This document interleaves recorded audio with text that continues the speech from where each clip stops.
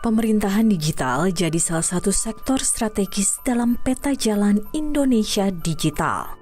Lewat digitalisasi, layanan pemerintahan dari tingkat pusat hingga desa bisa lebih terbuka dan terintegrasi, sehingga lebih efektif melayani masyarakat.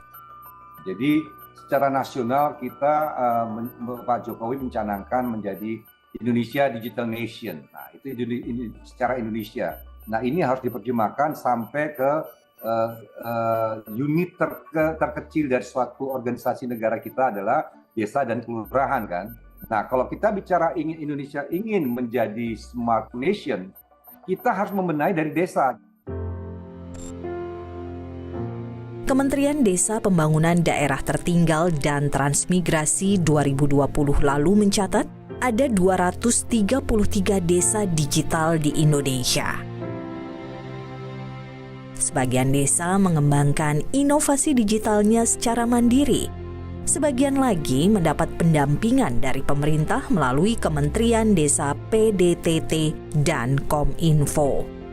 Dalam hal ini, aplikasi digital desa dibangun oleh pemerintah. Aplikasi untuk melayani warga. Namun secara keseluruhan rencana ke depan itu ada 6 pilar dari Smart Village sama seperti Smart City itu.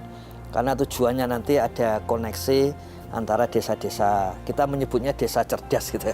Jadi ada tentang government, kemudian tentang ekonomi, tentang lingkungan, smart lingkungan gitu, kemudian infrastruktur ya, sosial dan budaya. Kementerian Desa PDTT mendorong tiap desa bisa memaksimalkan dana desa untuk membangun digitalisasi layanan desa. Menganjurkan supaya desa menggunakan dana desa dan APBDes untuk keperluan itu.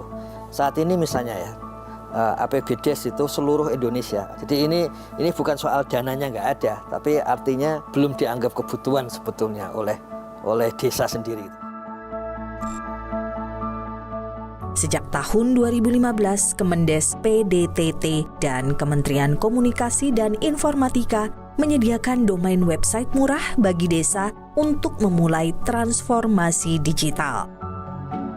Desa mana desa yang membutuhkan biar sekaligus ada rekomendasi dari Kementerian Desa sehingga Kominfo langsung bisa memberikan akses gitu dengan jaminan dari rekomendasi Kementerian Desa.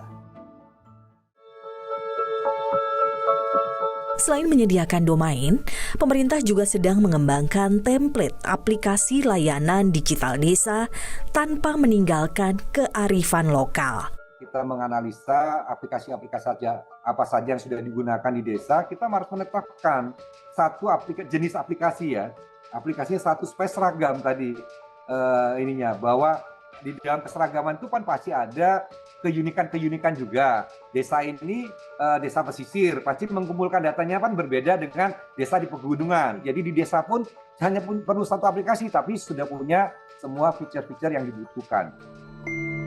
Dan ada budgetnya dari pemerintah lewat. Menurut Betty Purwandari, pakar e-government dari Universitas Indonesia, tampilan muka layanan digital harus dibuat senyaman mungkin bagi warga desa.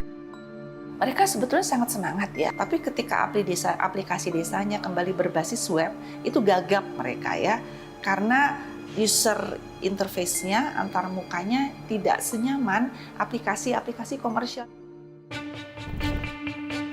Produk digital yang dikembangkan juga harus aman dan sesuai dengan karakter masyarakat desa. Sebagai contoh, Betty menganalisa website Desa Pasar Jati yang dikembangkan secara mandiri. Di sini menarik bahwa seseorang itu bisa meminta surat keterangan tapi tidak perlu registrasi dulu.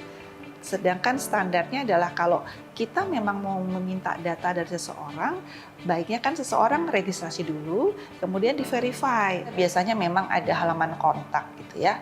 Tapi apakah halaman kontak ini kemudian menggunakan prinsip kalau secara teknologi namanya customer relationship management ya, bahwa kalau ini dikirimkan email ya emailnya dijawab gitu loh.